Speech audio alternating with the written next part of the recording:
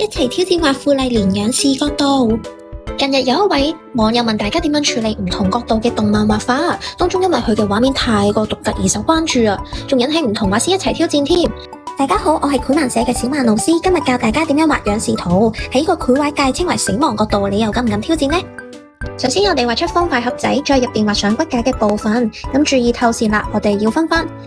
大下庭嘅部分、中庭嘅部分、細上庭嘅部分。下庭分別係下巴到鼻頭嘅部分，中庭鼻頭到眉心嘅部分，上庭眉心到額頭嘅部分。仰視嘅時候，耳仔會向下，同眼尾連成一條線。之後我哋畫埋頭髮同埋飾物嘅部分，記住頭髮同飾物都要向住透視線畫嘅，咁就會更加準確啦。最後我哋上埋底色，同埋做埋陰影就完成㗎啦。想學得更深入同埋有系統性嘅練習，歡迎報讀我哋嘅電繪課程，留言傅麗蓮，我會 send 今堂嘅筆記俾大家，多謝大家支持，拜拜。